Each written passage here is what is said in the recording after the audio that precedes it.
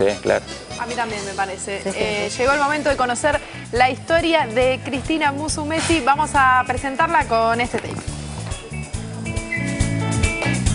¿No? ¿No lo vamos a presentar? Bueno, ¿Sí la o no? tenemos Si aquí, me la dicen, tenemos si no, aquí no. entonces. Ah, bueno, está bien, entonces no. Perfecto. Arrancamos directamente Bueno, con ella. Cristina, bienvenida. ¿Qué Ya tal? cuando esté el tape le lo vamos a mostrar Bueno. para que lo veas. Bienvenida. Te pueden presentar. ¿Qué tal? ¿Cómo estás? ¿Cuándo bien. sos la primera mujer argentina que compitió internacionalmente como fisicoculturista? Sí, sí. ¿No? Más que nada que me animé a competir en los campeonatos del mundo, ¿no? Claro. Ya había chicas fisicoculturistas, algunas habíamos hecho el campeonato sudamericano, iberoamericano, pero salir del continente y bueno, eso fue muy fuerte porque no solo te encontrabas con las atletas que vos admirabas, Sí. sino que con un nivel mucho más grande, superior. ¿Eso en qué año fue más o menos? En el 88. Y el mundo del fisicoculturismo estaba básicamente manejado o gobernado por los Europa hombres. y Estados ¿Pero Unidos. por hombres o ya las mujeres estaban, había todo un circuito muy grande? No, las mujeres, prácticamente cuando yo empiezo a hacer fisicoculturismo, unos poquitos años empieza a institucionalizarse en el mundo. Ajá. O sea, si yo empecé en el año 82, la primer competencia internacional en Estados Unidos se hizo en el 80, o sea que prácticamente voy paralela al movimiento Claro. fisicoculturista en ¿Qué el te agarró? mundo. ¿Cómo surge? Estas que estamos viendo no somos. A ver. No. No, pensé que estábamos. Imágenes de fisicoculturista. ¿Cuándo empezaste vos a hacer, a trabajar tu cuerpo? ¿Qué fue lo que disparó? fue? Viste que eso Claro. arrancó Carlos preguntándote eso. Bueno, en realidad lo que pasó fue que yo siempre hice deportes, en general de fuerza. Al principio hacía artes marciales y cuando tuve un problema con una rodilla tuve que ir a rehabilitar el gimnasio y ahí me encontré con un mundo que me gustó. El entrenador de esa época me comenzó a mostrar cuerpos que en ese entonces eran mucho más suaves de lo que vamos a ver ahora y bueno, me encantaban porque realmente marcaban mucho las formas femeninas a pesar de lo que muchos por ahí contrariamente dicen, porque te achica la cintura, Sí. te desarrolla un poquitito más la espalda, las piernas. Pero por supuesto después seguí avanzando, me entusiasmé. Desarrollaste cada vez más. Desarrollé cada vez más, sí. Así que fue un poco así. ¿Para vos qué representa el cuerpo? Bueno, vos con el cuerpo te vinculás con los demás, ¿no es así? O sea, el cuerpo es una manera de conexión, o sea, eso a grandes rasgos es lo que representa el cuerpo. Un poco te identifica, ¿no? Como persona. ¿Te identifica también lo interno? ¿Internamente te identifica eso, el cuerpo? Si lo sabes leer, muchas veces sí, otras veces no. Depende de lo que se lea, porque muchas veces en mí leen cosas que por ahí no tienen nada que ver con mi Esa es la interior. lectura del otro. ¿Te ha pasado, como por ejemplo? Bueno, el prejuicio siempre está en cualquier parte y aparte es como que si no estás acostumbrado a ver una mujer musculada, lo primero que se piensa, es decir, lo primero que se dice, qué impacto, ¿no? Sí. Y después depende quién lo mire, si es un hombre, si es una mujer, lo toma de formas diferentes. A veces el hombre, me acuerdo no tanto hoy que está ya en el imaginario colectivo, pero era como que le invadías un terreno, ¿no? Claro, el músculo es del hombre. Claro, Teóricamente. exactamente, es como Se que corresponde. creo que por primera vez en la historia nosotras mostramos que también tenemos musculatura y la podemos desarrollar, y si vos nos comparás, es decir, mujer culturista con un hombre culturista, la musculatura es bastante diferente. Claro, totalmente. Entonces, ¿qué pasa? La mayoría de la gente tiene la costumbre de comparar una mujer fisicoculturista con un hombre que capaz que ni siquiera hizo deporte. Entonces ahí hay una gran diferencia y un choque de género en la cabeza de la gente, ¿no? Sí. Y te preguntaba lo del interior y el exterior porque después empezaste a estudiar teología. Antes estudiaba. ¿Antes? Ah, mirá. Sí. A los 18 años... Y la teología, perdón, entonces la teología te lleva a empezar a mirar el cuerpo como algo... Bueno, la teología que yo estudié, por suerte, la estudié en Mar del Plata, cada vez tomo más conciencia de la capacidad de síntesis que me transmitieron primero entre cuerpo y espíritu. y segundo, entre lo que es una teología dogmática y una teología esotérica, ¿no? Es decir, si no hubiera sido imposible, si yo hubiera entrado en una teología a veces un poco alejada, a veces como es de la realidad o del cuerpo mismo, creo que no hubiera podido realmente estudiar la carrera. Claro. Sin embargo, la carrera me pareció absolutamente liberadora para todo lo que tiene que ver la conexión con el cuerpo. No fue una carrera que me separaba cuerpo y espíritu, al contrario, me los integraba. Mira. Pero esa carrera de teología, no digo que sean todas las carreras iguales. Después investigaste mucho sobre lo sexual. Recién me contabas afuera de cámara esto de, bueno, de la mirada de los otros y el tema del vínculo y de lo que, bueno, la imagen nos da. ¿Qué fue lo que te llevó a hacer estas tres cosas y cómo se unen? Mira, cuando era chica, no me preguntes cómo, pero yo me acuerdo que tenía 9 años y generalmente los niños, viste, dicen, ¿qué querés seguir? Y doctora, maestra. Yo le dije a mi mamá, quiero ser sexóloga. Y era a los 9 años, y era un concepto muy nuevo. Mi mamá me quedó mirando. ¿De dónde sacaste la palabra? Claro, porque era un concepto muy nuevo, pero seguramente me lo había leído de alguna revista, porque en casa se leía mucho sobre sexualidad, ¿no? La sexualidad en la pareja, en el matrimonio, en la familia. Era de familia católica práctica, entonces esos conceptos se estaban dando vueltas. Por eso también estudié teología, ¿no? Claro. Porque era tal el lío que tenía en la cabeza en cuanto a ideas, claro. Que bueno, que...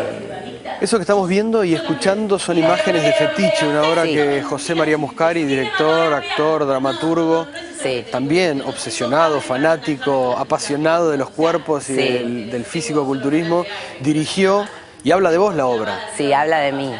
Se necesitaron 6 mujeres para hacer de vos, para tus diferentes facetas. Sí, fue muy interesante ver todo el proceso porque a José María le interesaron varios aspectos, no solo la teóloga, la diplomada en salud sexual, la físico-culturista como atleta, la dirigente después, porque vos muchas veces podés ser atleta y no desembocar en la dirigencia, no te interesa. Claro. Llegué a ser presidenta de la Federación Argentina de Musculación, actualmente soy presidenta de la Confederación Sudamericana, así que juez internacional y nacional de la disciplina.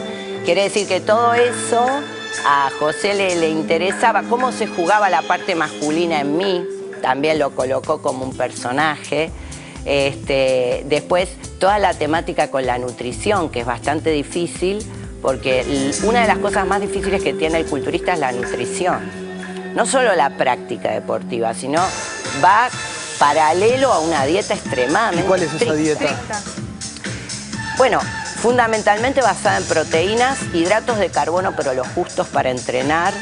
Y es muy monótona, o sea, no es tanto que no comés, pero es muy monótona porque en realidad es más fácil decir qué es lo que como más que lo que no como, porque muchas cosas no comes. Claro. Pero fundamentalmente es carnes, cualquiera de ellas, hidratos que pueden ser papa, arroz, batata, fideos por ahí nomás, y algunas verduras todas, y alguna que otra fruta, y vas girando ahí huevos y girás continuamente ahí, y vos decís, bueno, pero eso se pueden hacer varias cosas con eso, sí, pero anda a hacerlo 20 años. Claro, en un momento se te agota el menú, o sea... Claro. ¿Y cómo te encontrabas en esa situación de ir a ver una obra que hablaba de vos, en donde muchas actrices muy reconocidas te interpretaran? Vos sabés que yo fui al primer ensayo, ¿no? Y el primer ensayo, como toda obra, es, bueno, suele ser desastroso, ¿no?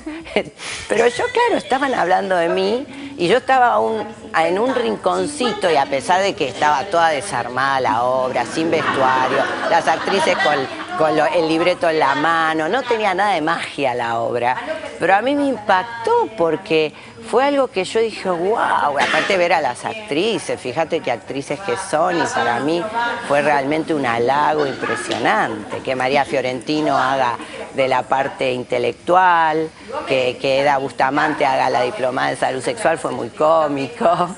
Es más, invité a mis profesores de la diplomatura, sí, fueron a verla y les causó mucha gracia porque, claro, en realidad no era así el personaje interno, pero bueno, digamos que me gustó que lo representara. Pero vos sentís así que sos como un montón de mujeres en una... Yo creo que todos los seres humanos tenemos diferentes yoes, no es una idea mía, esa ha sido de varios otros filósofos. el tema es que los tenemos que integrar. Yo creo que ahí está la vivencia, en lo que consiste nuestra vida, poder integrar todos estos personajes, ¿no? Por ejemplo, cuando yo tenía alrededor de 20 y pico de años, decidí alejarme un poco de la parte intelectual, porque era muy jovencita, tenía 18, 19 años, haciendo una carrera tremenda porque necesitas un nivel de abstracción muy grande para estudiar teología. Fíjate que sí, para el medioevo la teología está por encima de la filosofía, o sea, en nuestra carrera tenés mucho de psicología, de filosofía y aparte la teología y la abstracción que necesitas, ¿no? Y conjugar la dosis de fe necesaria, que es distinto a credulidad, por supuesto, ¿no? Entonces todo lo que tiene que ver con la mística también de una persona.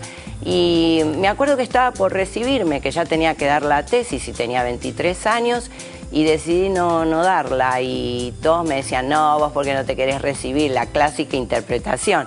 Y no, en mi caso era porque sentía que no podía ser teóloga tan joven, es como un psicoanalista, un filósofo, necesitas vivir, necesitas experiencias, necesitas vida y a los 23 años sos un niño, ¿viste? Todavía. Entonces, allá cerca de los 40 años, un buen día, en medio del contexto psicoanalítico, porque hice psicoanálisis, ¿no? Sigo haciendo toda mi vida, hice prácticamente.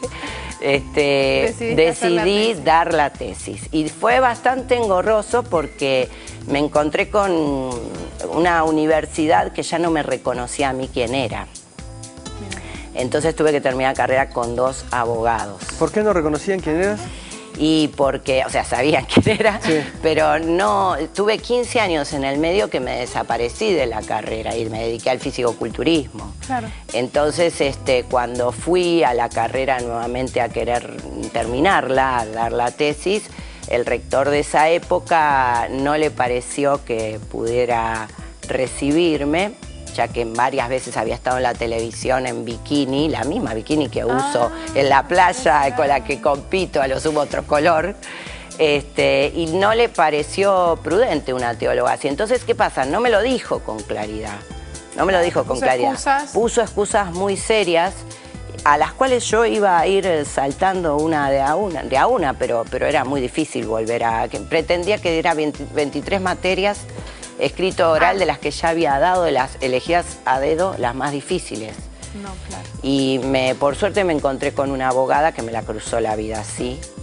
Y es más, estaba en la prensa mientras le enseñaba yo a entrenar y ella me decía que no, que tenía que las materias rendidas, si no había cambio de programa, era un derecho adquirido. Y yo, no, bueno, pero para los abogados, para la iglesia no. Y entonces, no, como la iglesia no tiene nada que ver, si la iglesia tiene que seguir los parámetros de las leyes, las reglas que hay en cualquier universidad. Entonces, me acuerdo que no la escuchaba, no, era como que me dejaba avasallar por lo que me estaba pasando, ¿no? Y fíjate lo que pasa, yo lo vi como una cosa muy milagrosa, muy mística, ¿no? Que me tenía que recibir. Resulta que esta persona pierde el trabajo, esta abogada, uno de sus trabajos. Trabajaba en la UCA y era profesora de la cátedra de mediación y aparte trabajaba personalmente en la parte privada. Sí. La parte privada pierde el trabajo, no sé qué problema tiene. Me dice, Cristina, no voy a poder seguir tomando clases con vos. ¿Por qué? Le digo. No, perdí el trabajo, ¿te imaginás? ¿Viste? No sé, hay todo un tema económico. Le digo, no. De ninguna manera, vos vas a seguir entrenando. Si no querés venir 3 veces por semana, una vez te la regalo.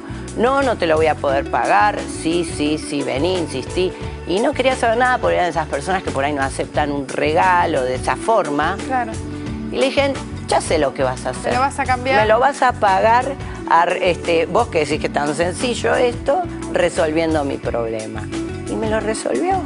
Se empezó a averiguar cuál era la reglamentación que a mí me había llegado por escrito, que se suponía que existía en la UCA, o sea que en la UCA no existía esa reglamentación.